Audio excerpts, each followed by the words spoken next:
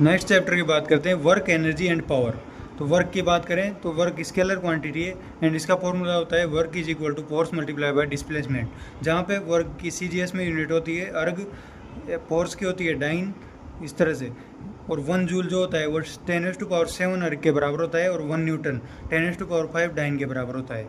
अगर इसकी बात करें तो एरिया ऑफ एफ टी जो ग्राफ होता है फोर्स और डिस्प्लेसमेंट का ग्राफ का जो एरिया होता है वो वर्क को देता है, यानी कि और जो उसमें वो ग्राफ होगा उसमें below time axis negative work माना जाएगा, यानी कि कंटिन्यूस है तो उसको इस तरह इंटीग्रेशन से x1 से लेकर x2 तक F D x cos theta इस तरह से भी वर्क को पता कर सकते हैं। इसके बाद जो कॉन्सेप्ट होता है वो कंजर्वेटिव फोर्स। कंजर्वेटिव फोर्स जो होते हैं उसका उदाहरण है ग्रेविटेशनल या फिर इलेक्ट्रोस्टैटिक फोर्स। ये ऐसे होते हैं जिनमें work by force depends only on initial and final positions. Conservative force में वर्क डन जो होता है वो इनिशियल और फाइनल पोजीशन पे डिपेंड करता है, पाथ पे डिपेंड नहीं करता। एनर्जी की बात करें तो एबिलिटी टू डू वर्क करने की जो एबिलिटी होती है उसको एनर्जी बोलते हैं। जैसे kinetic energy is equal to half of mv² और potential energy that is mgh। When W against conservative force वो work done against conservative force किया जाता है तो उसको पोटेंशियल एनर्जी के रूप में लिख सकते हैं।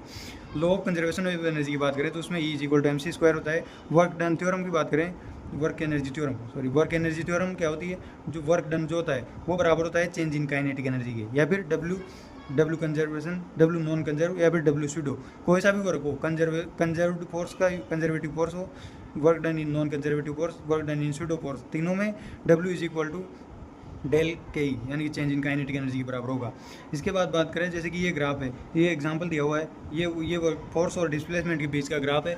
तो उसमें जैसे यहाँ से ये चल रहा है, ये नीचे इधर नेगेटिव माना जाएगा, इधर पॉजिटिव माना जाएगा। ये कुछ एग्जांपल है, जैसे कि वर्क डन इन 4n में जो वर्क डन होगा यहाँ पे वो कितना होगा 20 कैसे है, इसका एरिया निकाल के। और ये जो ये वर्क डन होगा ये चेंज इन काइनेटिक एनर्जी के बराबर होगा, यानी कि 20 चेंज इन काइनेटिक एनर्जी भी 20 होगा, यानी कि हाफ ऑफ mv² 20 के बराबर। तो यहाँ से भी अपन पता कर सकते हैं, इस तरह से न्यूमेरिकल सोल्व कर सकते हैं। If nth fraction of chain is hanging, दूसरी तरह का एक उदाहरण है कि ऐसे कि सुना जाए तो उसमें क्या करेंगे, जो nth fraction of the chain is hanging work required to pull it up, यानी कि nth फ्रैक्शन अगर लटक रहा होगा चेन का तो उसके लिए वर्क कितना होगा, तो वो होगा W is equal to mg L/2 into n², यानी कि कितने फ्रैक्शनों में बटा हुआ है nth फ्रैक्शन, तो उस हिसाब से n² आ जाएगा, यानी कि इसका फॉर्मूला हो जाएगा mg L/2/2। लामीज थ्योरम की बात करें इक्विलिब्रियम में, यानी कि इक्विलिब्रियम के लिए एक थ्योरम है लामीज थ्योरम। तो उसके अकॉर्डिंग ये three forces acting in equilibrium, 3 force इस तरह से कोई इक्विलिब्रियम बना रहे हैं तो उसका क्या होगा, तो ये अल्फा बीटा गामा फोर्स है इनके बीच में। तो F1 अपॉन एंगल है, F1 upon sine alpha is equal to F2 upon sine beta is equal to F3 upon sine gamma के बराबर होगा, इस तरह से। इसके बाद relation between kinetic energy and momentum की बात करें तो P² is equal to 2m के होता है, के यहाँ पर काइनेटिक एनर्जी है, और P² is equal to 2m के होता है। इसके बाद सर्कुलर कोई एग्जांपल जैसे सर्कल की बात करें, vertical circle, positions in vertical circle की बात करें तो फर्स्ट पोजीशन है oscillate lowest at point lowest most, यानी कि यहाँ की इस पॉइंट की बात करें तो इसमें मान लो कि वेलोसिटी vu है, तो उसमें ओसिलेट करने के लिए तो u √2gl के बराबर होना चाहिए। और कंप्लीट सर्किल के लिए v इज इक्वल टू होना चाहिए √gl के, यानी कि वेलोसिटी जो होती है इसकी वो √gl होनी चाहिए, और u जो है यहाँ पे जो v है वो तो √gl के बराबर होना चाहिए। यहाँ तो ऊपर की स्थिति में तो √gl, अगर स्ट्रिंग धागा की बात कर रहे हैं अभी रोड की बात करेंगे, इन प्लेस ऑफ रोड अगर इसकी स्ट्रिंग की जगह रोड होगी तो वहाँ पे v 0 होगा तो भी चल सकता है और नहीं हो तो भी चल सकता है, यानी कि कंप्लीट सर्किल हो जाएगा। और u जो है वो √4gl के बराबर हो सकता है रोड के केस में, और अगर स्ट्रिंग की केस बात करें तो u को √5gl होना पड़ेगा तब जाके कंप्लीट सर्किल होगा, यानी कि u √5gl होगा तब कंप्लीट सर्किल होगा। और अगर ओसिलेशन की बात करें केवल लोअर मोस्ट पॉइंट पे, यहाँ पे ओसिलेशन की बात करें तो ओसिलेशन के लिए u is equal to √2gl होगा। इस तरह से अपन कर सकते हैं कि ये √2gl से ज़्यादा है u अगर √2gl से ज़्यादा है और √5gl से ज़्यादा है तो बॉडी डजेंट मूव सर्कुलर, यानी कि सर्कुलर पाथ पे मूव नहीं करेगी बॉडी अगर इन दोनों के बीच में u की वैल्यू है, यानी कि यहाँ पे वेलोसिटी अगर इन दोनों के बीच में है तो सर्कुलर पाथ पे मूव नहीं करेगी। इसके बाद पोटेंशियल एनर्जी को डिटेल में देखें तो पोटेंशियल एनर्जी के एग्जांपल है जैसे ग्रेविटेशनल पोटेंशियल होता है, मैग्नेटिक पोटेंशियल, इलेक्ट्रोस्टैटिक पोटेंशियल होता है, इलेक्ट्रिक पोटेंशियल एनर्जी होता है, इलास्टिक पोटेंशियल एनर्जी होता है। जैसे कि इलास्टिक पोटेंशियल की बात करें, एनर्जी स्टोर्ड इन स्प्रिंग में जो एनर्जी स्टोर होती है वो इलास्टिक पोटेंशियल का एग्जाम्पल है, जैसे कि F is equal to -kx।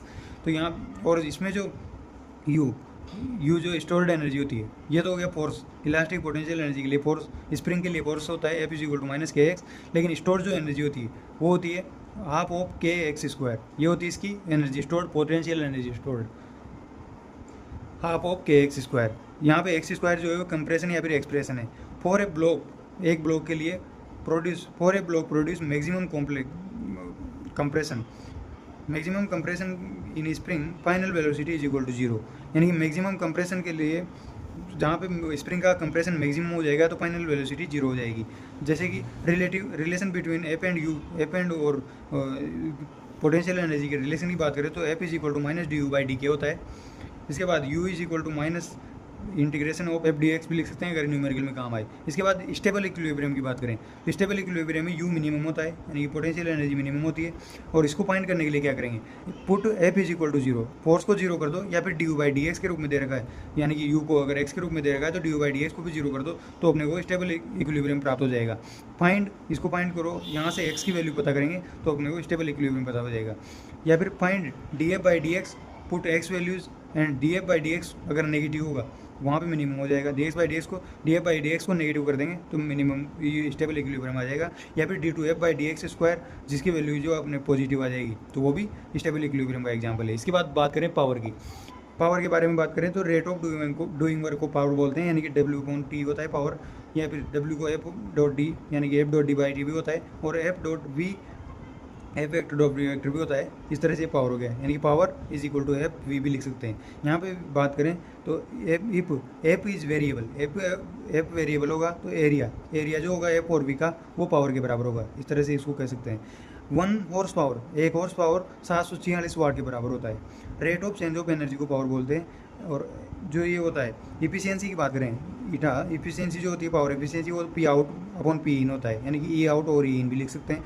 और जो ईटा होता है वो लाइज बिटवीन 0 to 1, पावर की जो इफिशियंसी होती है वो 0 से 1 के बीच होती है। इसके बाद ऑसिलेशन की बात करें, ये तो क्या अपना और वर्क पावर एनर्जी। इसके बाद ऑसिलेशन की बात करें तो ऑसिलेशन होते हैं नेचुरल या फिर फ्री ऑसिलेशन की बात करें तो उसका एग्जांपल है D two x by D T square W omega square x is equal to zero, ये इसकी इक्वेशन होती है। और एवरेज काइनेटिक एनर्जी या फिर पोटेंशियल एनर्जी होती है वो 1/4 M omega square A square is equal to E M X by 2 होती है। इसके बाद डैम्प्ड ऑसिलेशन की बात करें तो oscillation of pendulum in air, वो डैम्प्ड ऑसिलेशन होता है जिसमें उसका एम्पलीट्यूड धीरे धीरे कम होता रहता है। इस तरह से ये ग्राफ होता है, ये लास्ट में जाके जीरो हो जाता है, यानी कि इसकी रेजिस्टेंस फोर्स कंटिन्यूसली एक इस पर कोई रेजिस्टिव फोर्स काम करता है, इसलिए इसे डैम्पिंग बोलते हैं। ए एंड ई डिक्रीजेज, ए और इसका कम होता है, एनर्जी और एम्पलीट्यूड कम होते रहते हैं। इसकी जो इक्वेशन है वो d two x by D T square b dash d x by D t omega square x is equal to zero, जहाँ पे फ्रीक्वेंसी की बात करें omega dash is equal to under of k by m minus b square by 4m। यहाँ पे B की बात करें, ये बी आया था तो बी जो है वो डैम्पिंग कॉन्स्टेंट है, और B dash is equal to A upon V, इस तरह से अपन उसको पता कर सकते हैं। अभी इसके बारे में डिटेल से आगे भी देखने वाले हैं, ये ओवरऑल आइडिया हो जाएगा, इसके बारे में रिवीजन हो जाएगा। F b is very small, तो जिसकी फ्रीक्वेंसी होगी वो होगी under k by m is equal to omega के बराबर हो जाएगी, यानी कि omega dash is equal to omega हो जाएगा। एम्पलीट्यूड की बात करें तो a dash is equal to a की power minus B T by M हो जाएगा। एनर्जी की बात करें तो e dash is equal to e की power minus B T by M हो जाएगा। इस तरह से डैम्प्ड ऑसिलेशन हो गया। फोर्स्ड ऑसिलेशन की बात करें तो इसको डब्ल्यू डी से, इसकी जो angular frequency of external force होता है उसको डब्ल्यू डी से दिखा सकते हैं। इसकी जो फोर्स्ड ऑसिलेशन जो होते हैं इसकी इक्वेशन होती है इस तरह से m d two x by D T square m omega square x और एफ जीरो कोस डब्ल्यू डी इंटू टी। डब्ल्यू डी यहाँ पे बन देगा angular frequency of external force. इसके बाद कॉम्बाइंड इक्वेशन देखिए देखें तो कॉम्बाइंड इक्वेशन इस तरह से होती है m d two x by D T square plus b d x by D T plus m omega square x f not cos omega d into t. और इस इक्वेशन में एम्पलीट्यूड की बात करें तो amplitude is equal to F not जो प्रारंभिक frequency होती है upon under root of m square omega square minus omega d square का whole square plus b square omega d square. इस तरह से एम्पलीट्यूड पता कर सकते हैं। और if a become an fraction of a after t time then fraction of a after time t two that is equal to n की power t two by t one. इस तरह से इसको पता कर सकते हैं। अब इनके बारे में डिटेल से देखते हैं। डिटेल देखें तो वापस से फ्री ऑसिलेशन की बात करें, फ्री ऑसिलेशन में कैसे डिराइव होती है इक्वेशन, वो डेरिवेशन देख रहे हैं अपन। तो F is equal to minus K X होता है, हम जानते हैं। एम एफ को एम ए भी लिख सकते हैं, ए को D two x by D T square या फिर माइनस के एक्स, इस तरह से डिराइव करके D two x by D T square minus K M by K M into X लिख सकते हैं। यहाँ से जो के एम है इसको फोर्स कॉन्स्टेंट, के को फोर्स कॉन्स्टेंट बोलते हैं, और के एम की जो यूनिट है वो यूनिट हो जाएगी एम। इस तरह से ये पूरा डेरिवेशन करने के बाद के एम की जो यूनिट है वो आ जाएगी ओमेगा स्क्वायर, जो कि स्वाभाविक आवृत्ति नेचुरल फ्रीक्वेंसी इसको बोला जाता है।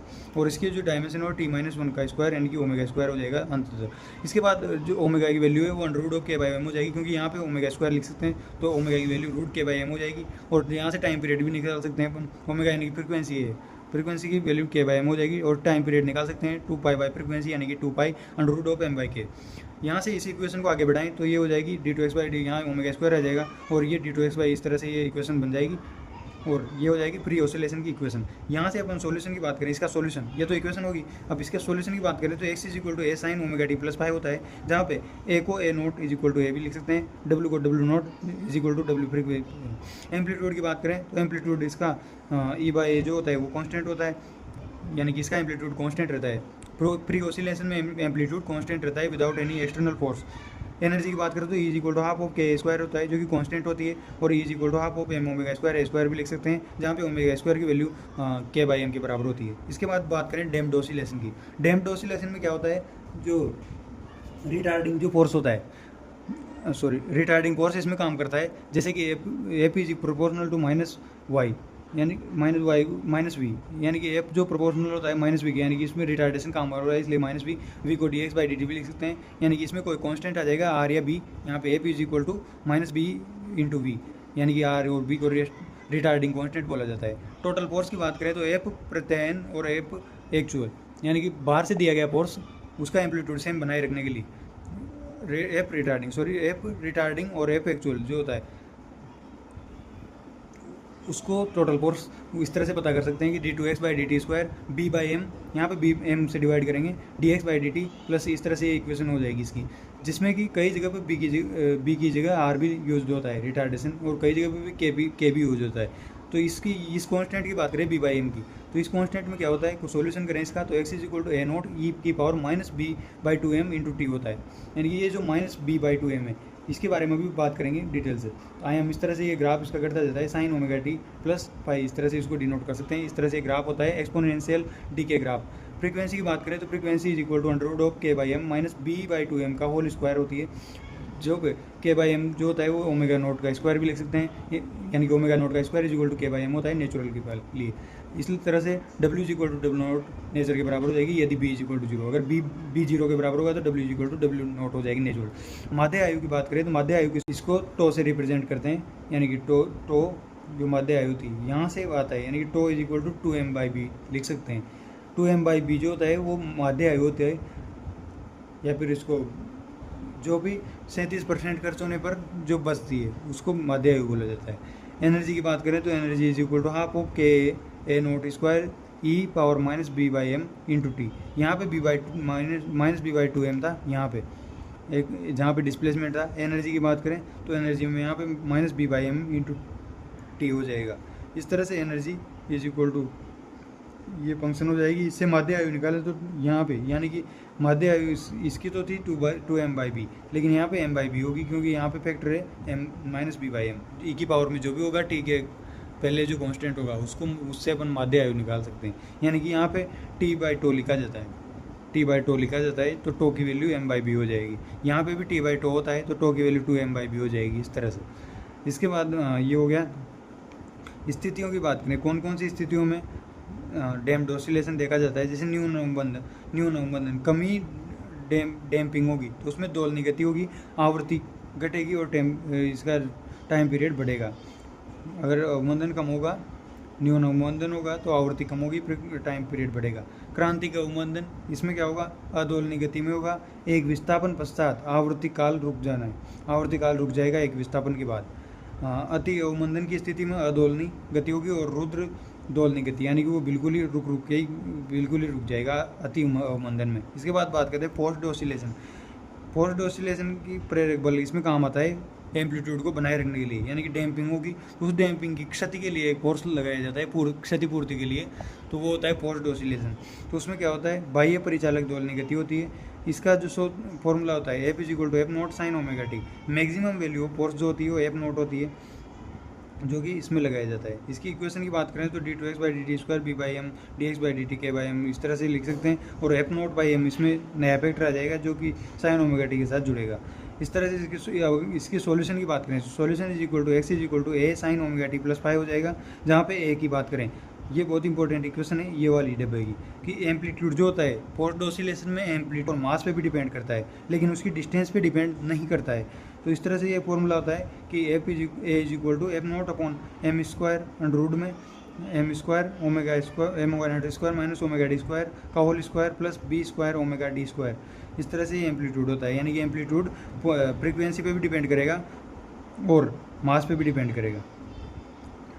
Maximum value of force, sorry ये जो एप है ये फ्रीक्वेंसी नहीं है, यहाँ पर मैक्सिमम वैल्यू ऑफ फोर्स है, यानी कि ये फोर्स है इस पर डिपेंड करेगा, maximum value of force initial force और एम स्क्वायर।